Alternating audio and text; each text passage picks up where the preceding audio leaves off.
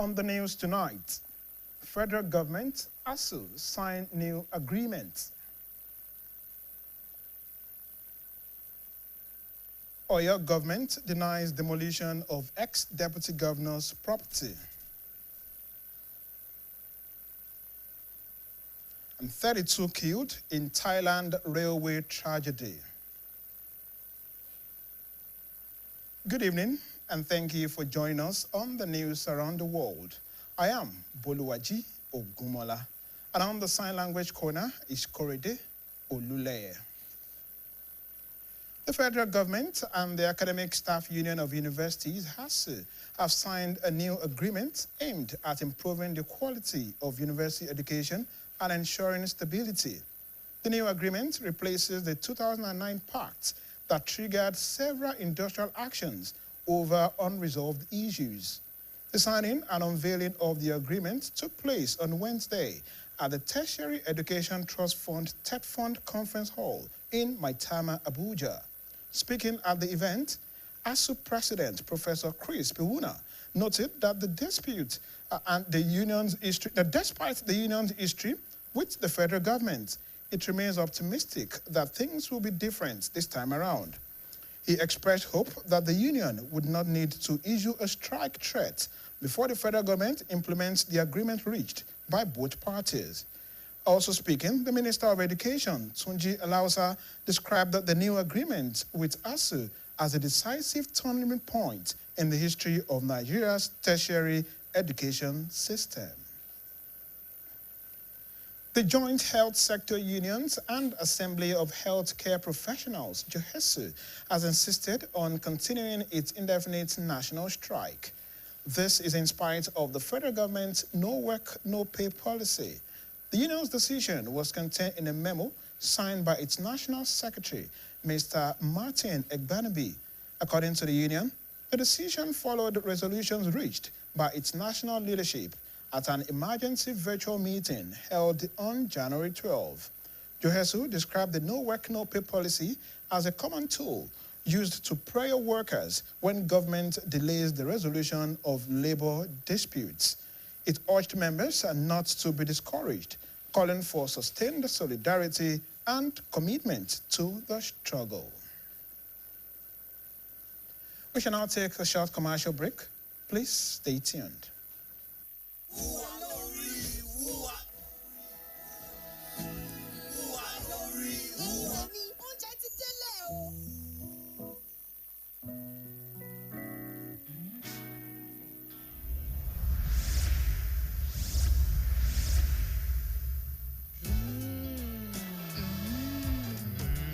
Ó dára fún jollof rice, spaghetti, ọbẹ̀ ata àti àsáró sí àsè tó gbàyè.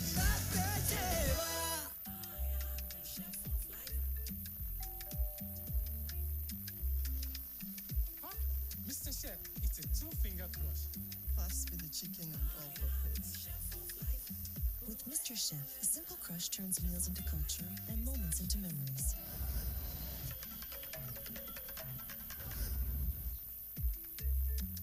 This is the true taste of home. And culture. Chef of life. Now festive period be this o. My mom, Papa Demola, dey do shopping for the end of the year. Now so both of them receive call say, gbege don shele. Hospital bills no dey wait at all, even for this season where we suppose dey jollificate. I don't understand again. They say 120,000. How won't take me this Christmas period sit for these children like this with this price? Now the way with this, Aisha. You na get Oshia. You no fit hospital gbese alone o. Make una get yourself and your family member them save this period with Oshia.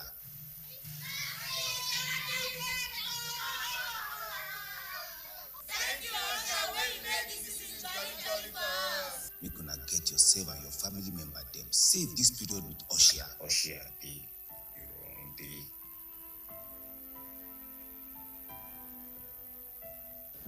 No buy am.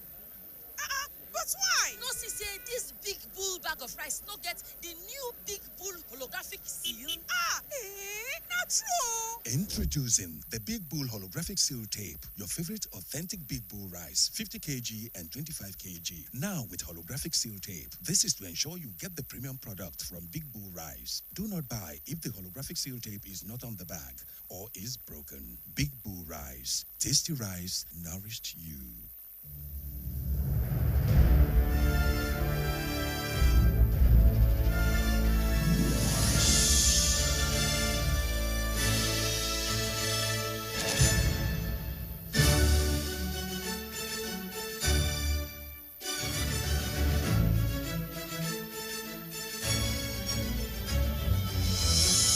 TerraCube.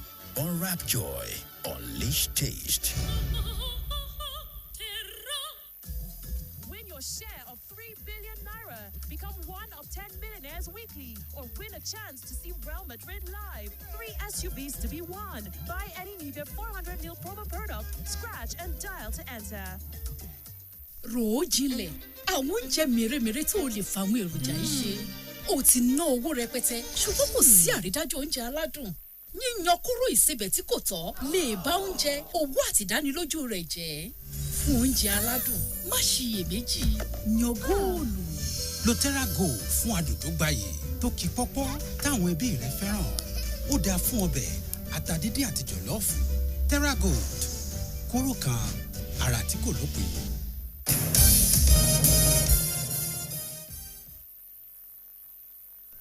The Oyo State government has refuted an online publication which stated that property belonging to a former deputy governor of the state, Engineer Rauf Olaniyan, was demolished by the government. The State Commissioner for Lands and Urban Development, Mr. Williams Akinfunmilayo, refuted the publication after conducting an on-the-spot assessment of the site, identified as an undeveloped parcel of land along the Iwo Road Ojo Expressway. Details are presented by Governor's Office correspondent Olalekan Sulaiman.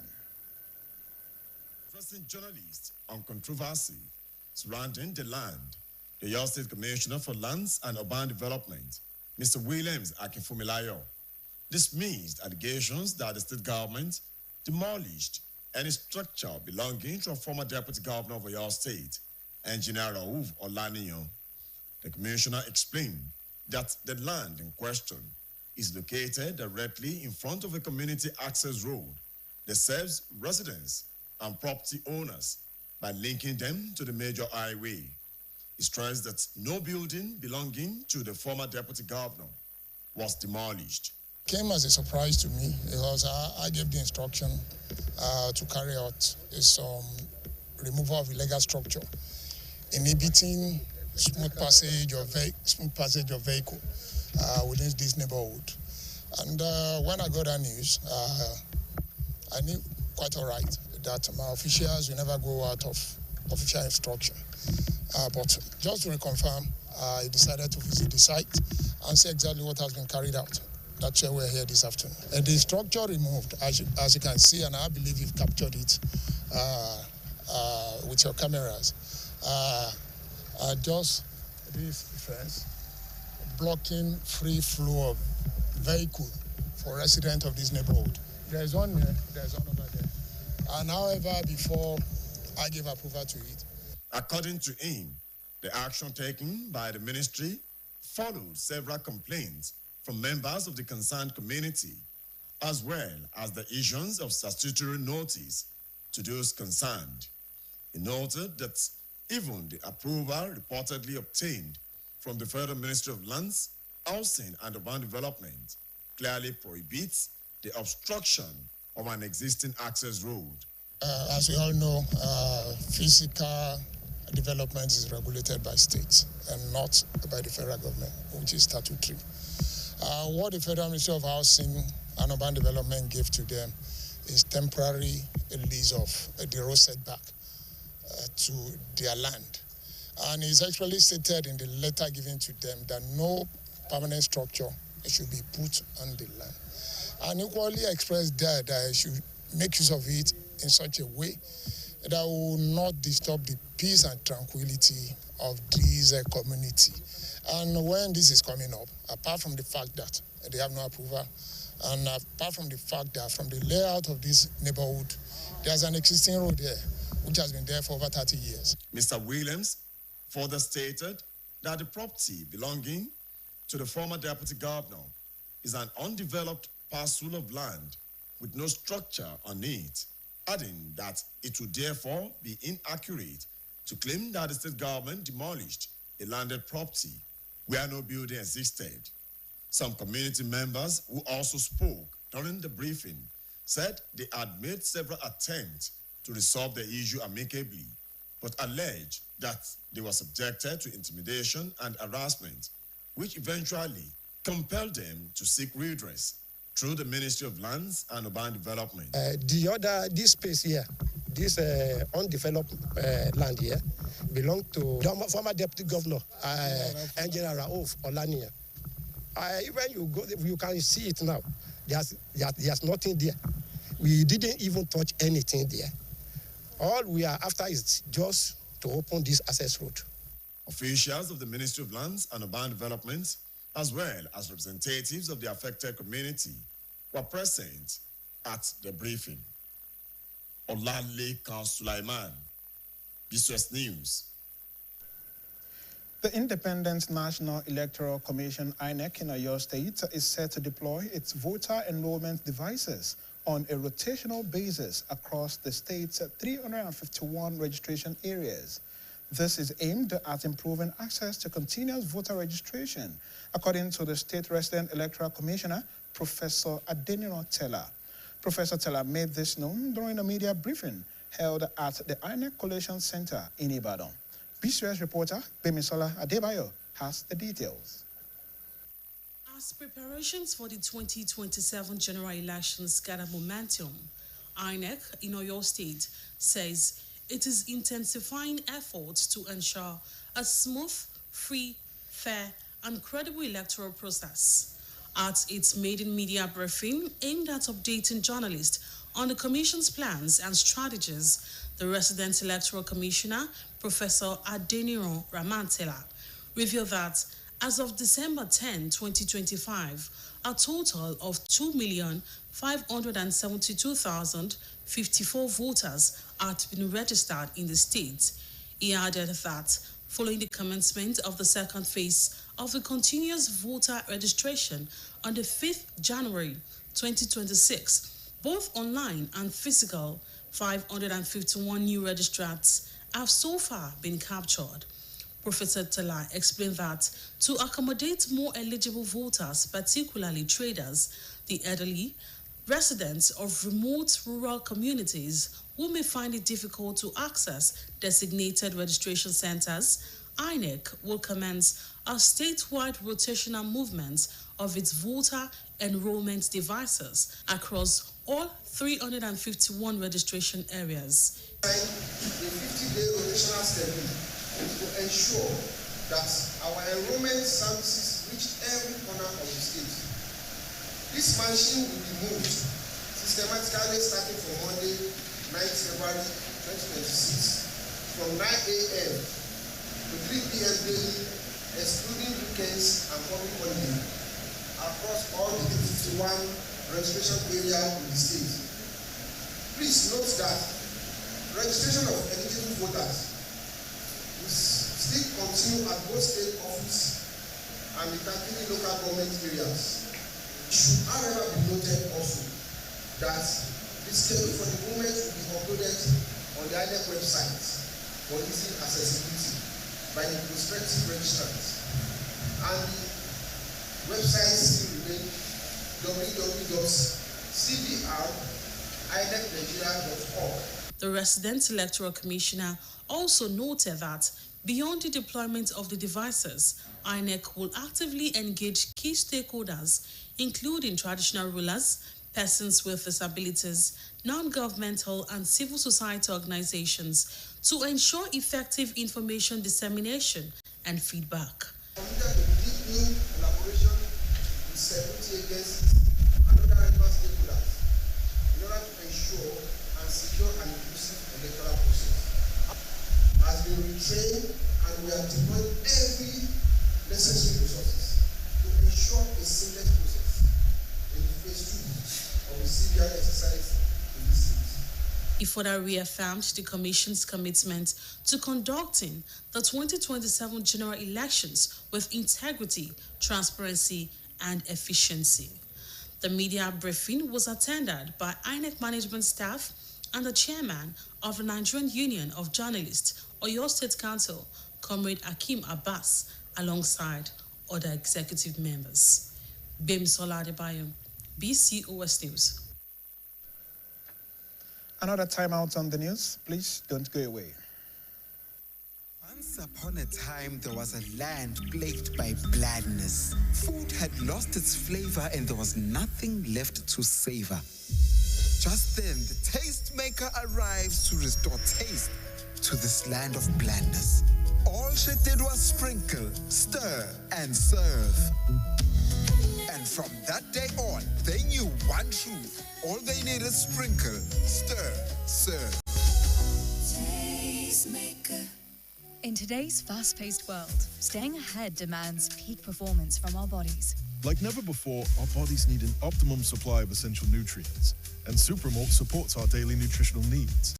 Supermalt has 20 essential vitamins, minerals, and natural extracts for overall health and wellness. One Supermalt a day gives you energy and vitality, improves your mental performance, and supports your immunity.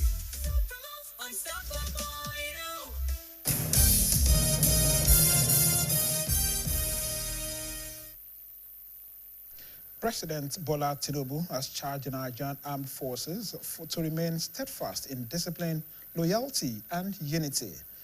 He described them as the enduring symbol of Nigeria's shared strength and guardians of democracy. President Tinubu gave the charge at the 2026 Armed Forces Celebration and Remembrance Day Gala and Award Night held on Tuesday in Abuja. Represented by the Minister of Information and National Orientation, Mohammed Idris, President Tinubu reaffirmed his support for the military to secure lasting peace and stability across the country. He said the welfare of troops was inseparable from the national security as they assured personnel of better equipment, enhanced training, and better living conditions. The President paid glowing tribute to the fallen heroes who paid the supreme price in defense of the nation. At least 6 people have been killed by suspected armed herders in the past 3 days within the Otupo local government area of Benue State. The killing has happened between Sunday and the early hours of Tuesday. Among those killed were a retired military warrant officer who was reportedly killed in Asatu, Otupo, while a former councillor and 4 others were killed in Otupo Akpa, all in the Otupo local government area. The suspected herders also abducted a woman and child in another attack on the area. The Otupo Council chairman, Maxwell Ogri, however, told journalists that the Sunday incident was perpetrated by bandits from the northeast and middle belt masquerading as herders. The Special Advisor on Internal Security, Joseph Har, and the state's command spokesperson, DSP Udeme Edet, confirmed the attacks. The Edo State government has announced that 38 students of Ambrose Ale University, Epoma, arrested during the unrest in the area last weekend will be released. The State Commissioner for Education, Padi Iyamu, gave the assurance when he appeared on a live program aired by a private television station on Wednesday. He said that while some students were freed on Tuesday, others would regain their freedom on Wednesday. Mr. Iyamu insisted that the unrest was orchestrated by individuals living outside Edo State, noting that some items were stolen from the palace of the traditional ruler in the area. He added that following the return of normalcy, the government has approved the resumption of academic activities at the university. Recall that the arrest followed a protest against insecurity in Epoma on Saturday, which later turned violent after suspected hoodlums hijacked the demonstrations. Meanwhile, former Labour Party presidential candidate Peter Obi has condemned the arrest and the remand of 52 students in Epoma, Edo State.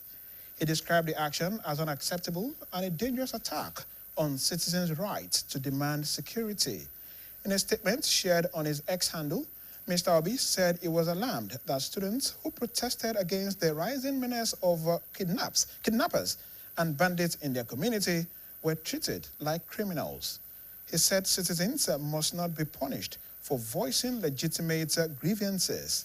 Mr. Obi lamented that the students were reportedly picked up from their hostels at night after staging a protest.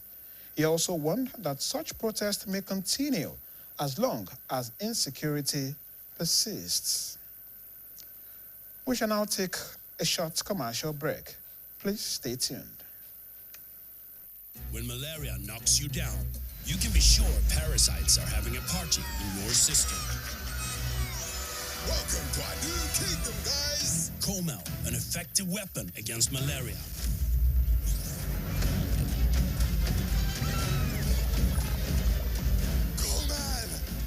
Attacking the parasite army directly to give you express relief and get you back on your feet effectively. Comel on. Malaria gone.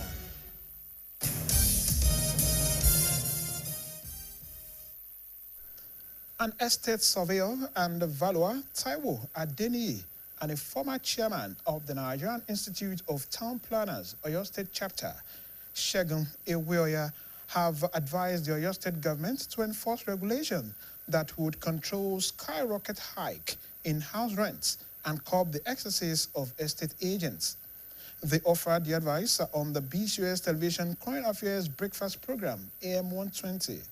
The two gentlemen were speaking on unfettered rising rent costs. Our reporter, Olamide Owolabi, monitored the program and compiled this report.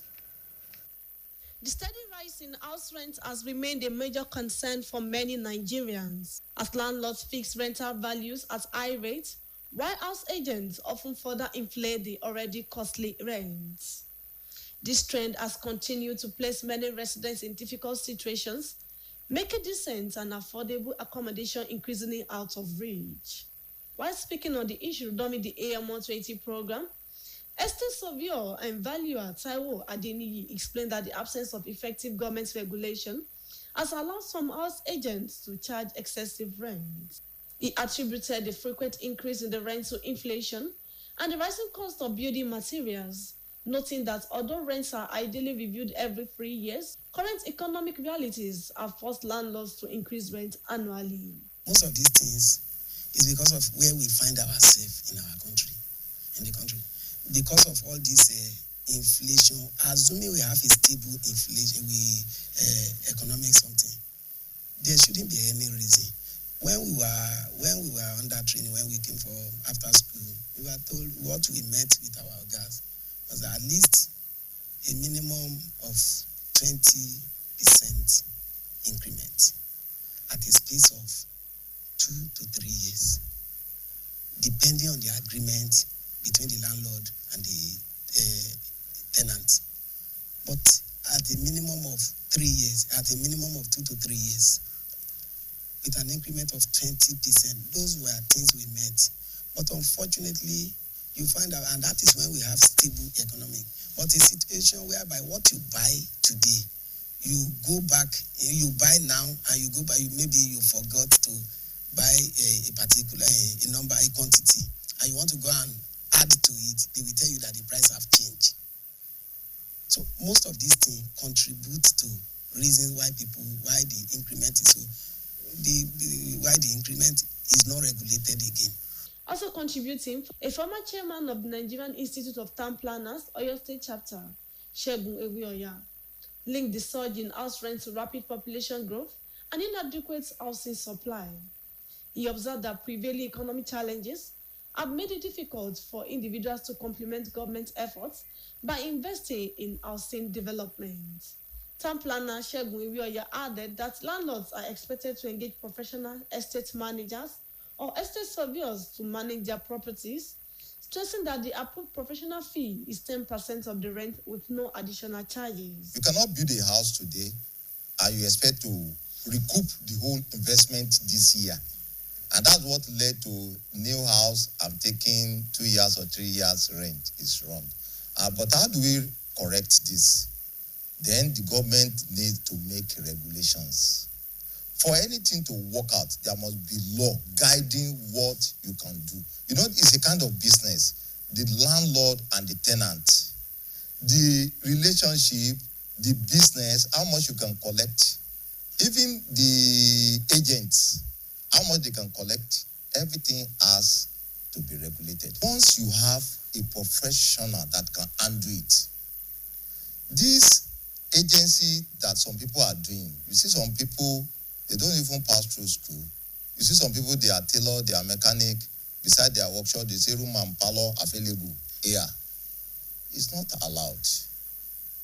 Leave this assignment for people that has passed through required educational level that allow them to be called an estate surveyor, people that studied estate management in school. They maintain that unless Nigeria becomes more productive, particularly in the local production of building materials to reduce construction costs, the persistent rise in house rent is likely to continue. Olamide Owolabi, BCOS News. Digital skills, which have continued to evolve over the years, are now fast emerging as a major game changer in addressing unemployment in the country. Beyond academic certificates, these skills offer young people new opportunities to earn a decent living, achieve self-reliance, and contribute significantly to the economy. Hawa Ibrahim, in this special report, digs into the harnessing of digital skills and how young people are uncovering sustainable sources of income. Our special report is presented by Francis Aina. Digital skills have taken center stage in the fight against unemployment, offering alternative means of livelihood outside the traditional job market. Through various online platforms, many individuals are now engaged in legal and sustainable income-generating activities, reducing dependence on limited formal employment opportunities. This growing shift towards self-employment and entrepreneurship is making a significant impact as more youth embrace digital opportunities to achieve financial independence while contributing to economic growth and national development. A tech expert and software developer, Engineer Babatunde Olajide, stressed the importance of digital skills in today's economy, noting that technology now drives activities across both local and global spaces. He described technology as water taken with food, explaining that it complements and enhances whatever course of study individuals pursue. Engineer Olajide identified digital marketing, sales funnels, and software engineering as some of the most in-demand skills, adding that a tech background is not a prerequisite, as many of these skills can be self-taught. He called on government to invest in collaborative tools and partner with technology co-working spaces to reach a wider audience. He also advocated the inclusion of digital skills training in government schools, as well as the provision of grants and loans to empower aspiring digital entrepreneurs. Not everybody that carries a laptop around, a iPhone around, is a Yahoo boy. There are legitimate businesses that people are doing from the comfort of their zones, from their homes, from workspaces, and they can easily make money. For example, I have in our own co-work space where we have young people who come and work, and they work for foreigners and they get paid for it because they have special skills. And they don't necessarily need to do Yahoo. And let me shock you, 80% of these Yahoo boys that you refer to don't even have tech skills. They don't even have tech knowledge. What they do to make money illicitly are not with tech skills. So imagine your child having tech skills and giving that child the opportunity to amplify that tech skill and supporting that child.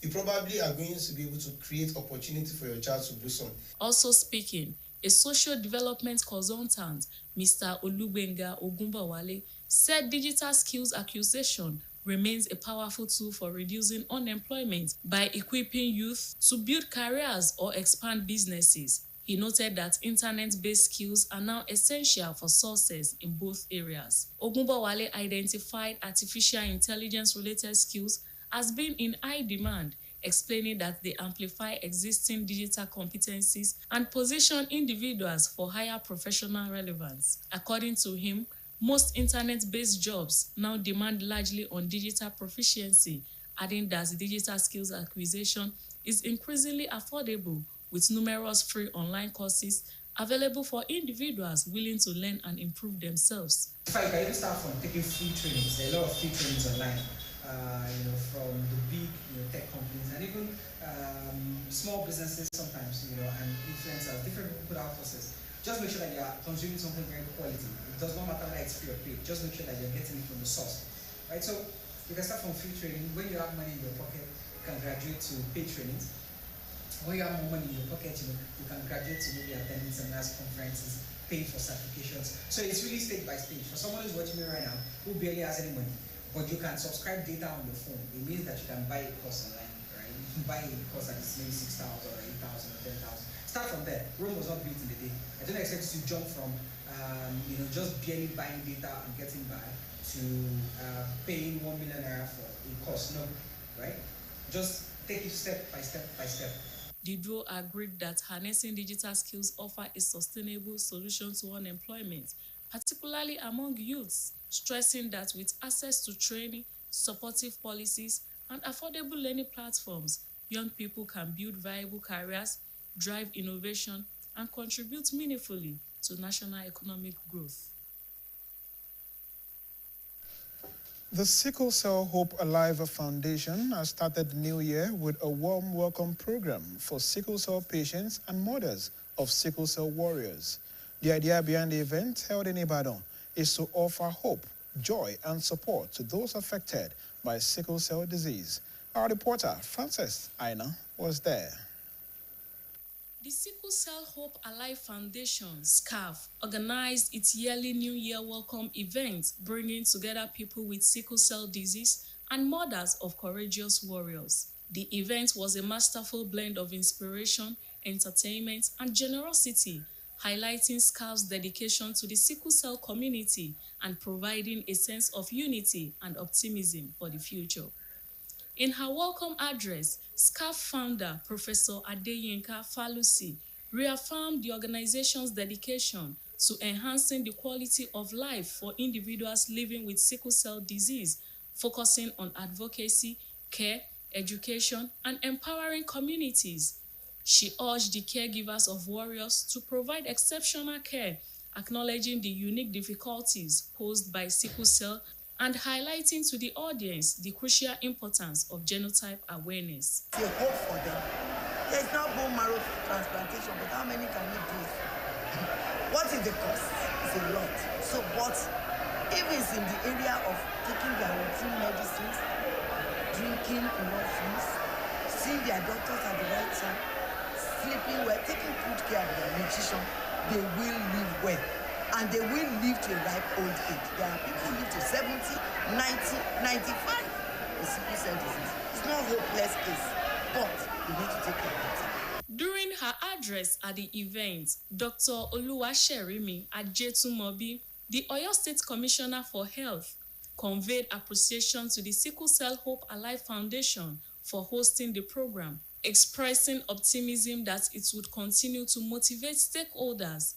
The commissioner, who was represented by Dr. Akinfemi Akinyode, emphasized the government's dedication to enhancing awareness and minimizing stigma associated with sickle cell disease through its various health sectors. A lot of efforts that are being made towards public sensitization using various approaches. Living with sickle cell can be very challenging, and so for those who have the disease and people who are caring for them, they require a lot of support. So it's a collective effort. I want to implore everyone in Oyo State, all the residents of Oyo State, and beyond, that if we find anyone around us who has sickle cell disease, it's not something evil. They only need special care, and we need to support them. Patients with sickle cell disease express sincere gratitude to the Sickle Cell Hope Alive Foundation for delivering comprehensive support and care. They took advantage of the occasion as well to discuss their personal stories and challenges in living with the condition. I'm a sickle cell warrior to the glory of God, and sickle cell has not been a bottleneck to me associating with people rather than the fact that so many people out there stigmatize a lot once they discover your status genotypically. So, and I've been able to do so many things that other people that are not warriors out there are doing. To the glory of God, I'm a civil servant, I'm a mother of 2, I'm a wife, and I want to believe those are things that others that are not warriors are doing as well. So God has given us the grace as a warrior to be doing those as well.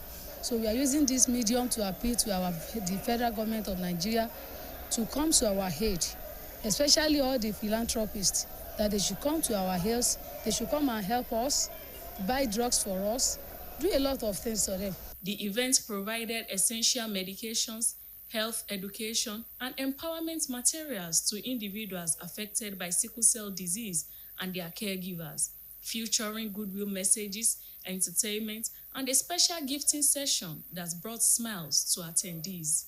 Frances Aino, BCOS News. We now head to our sport desk where Tobiloba Ajewole is standing by. Good evening and welcome to the sports segment of the evening news. My name is Toby Ajewole. As the Total Energies CAF African Cup of Nations Morocco 2025 reaches its thrilling semi-final stage, Nigeria Super Eagles, unbeaten with a perfect 5 wins from 5 matches, faced host nation Morocco in a blockbuster clash at the Prince Moulay Abdallah Stadium in Rabat tonight with kickoff by 9 p.m. Super Eagles coach Eric Schell and midfielder maestro Alex Iwobi have radiated confidence, assuring Nigerians of victory in this second semi-final.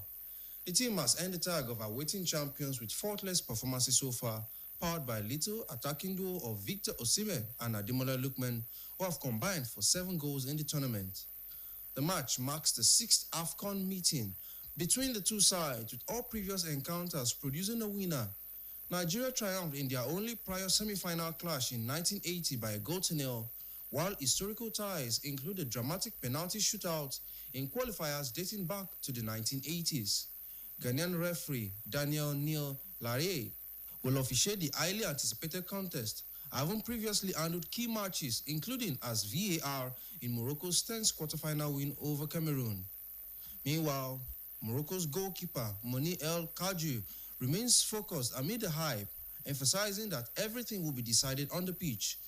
The Atlas Lions, chasing their first continental crown since 1976 and buoyed by home support, boast a strong defensive record, conceding just 1 goal so far. Pundits are split, with some predicting a Super Eagles win, but the hosts are determined to reach Sunday's semi-final. In other sport news, Manchester City secured a commanding 2-0 first leg advantage in the English Carabao Cup over holders Newcastle at St. James's Park. New signing Antoine Semenyo opened the scoring with a crucial back post finish, while substitute Ryan Cherky doubled the lead deep in stoppage time. Newcastle hit the woodwork twice when the score was goalless and missed early chances, but City, the 8-time winners, now hold the upper hand ahead of the second leg at the Etihad on February 4th. Finally, sport news tonight. New Chelsea head coach Liam Rosenior, appointed last week after Enzo Maresca's mid-season exit, has pledged to hold talks with Raheem Sterling and Axel Disasi, who remain in limbo as part of the club's so-called bomb squad, training separately amid transfer interest. The 41-year-old, who joined from Strasbourg, stressed the need to assess priorities and give opportunities to current players. He highlighted positive surprises in recent games and aims to build on the club's potential for short-term success. And that will be all, and it's back to news around the world. My name is Toby Ajewole. And just to inform you that the first semi-final game is currently goalless between Egypt and Senegal. And out to the foreign scene. At least 32 people have died and 66 others injured after a construction crane fell onto a moving train in northeast Thailand. Foreign desk editor Folashade Akintola has details of this and other foreign news from across the globe. Folashade's report is presented by Oluwafumbi Bello.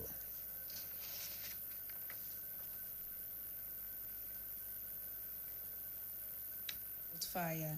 Official records say some 195 passengers had been on board the train when the accident occurred at around 9 o'clock local time.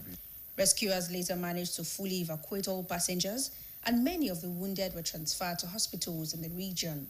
The government has ordered an investigation into the incident, which comes after a series of other fatal accidents blamed on safety lapses. The train had been traveling from Bangkok to the northeastern Ubon Ratchathani province when the accident occurred. The crane was being used to build an overhead railway that is part of a China-backed project to link Bangkok with neighboring Laos, where a Chinese-built high-speed line is already running to southwestern China. Iran's judiciary chief has pledged to fast-track trials for those arrested over a wave of protest that the authorities have dismissed as riots, as rights groups warn the judiciary will make extensive use of capital punishment. Supreme Court Chief Justice Ghulam Hussein told state television on Wednesday that those who beheaded people or burned people in the street should be tried and punished as soon as possible. Tehran prosecutors said they would press capital charges against rioters and saboteurs arrested over the deadly demonstrations. Iran has released no official death toll, but authorities said more than 100 members of security forces have been killed. Opposition activists said the toll is much higher and includes more than 1,000 protesters.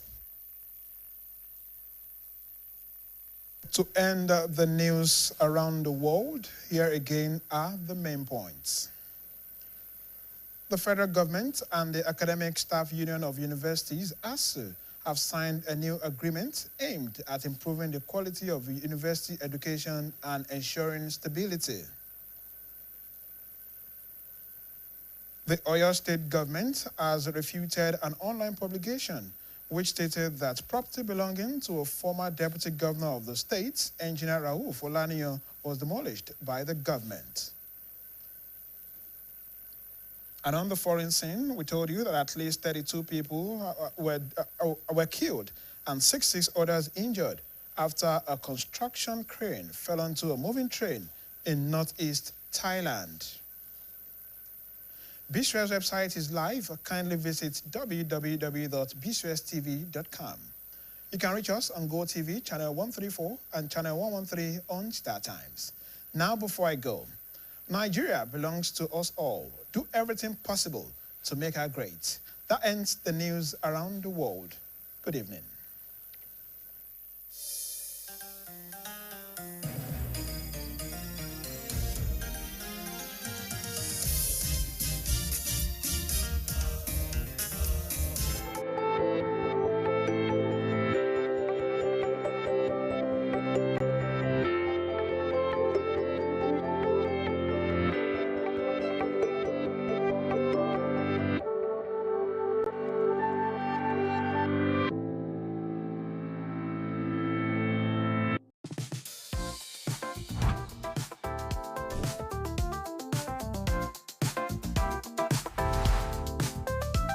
Mommy, relax.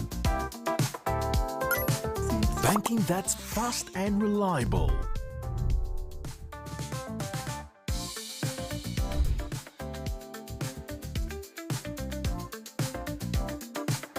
A debit card that works. Enjoy unlimited free transfers. Tell me the truth.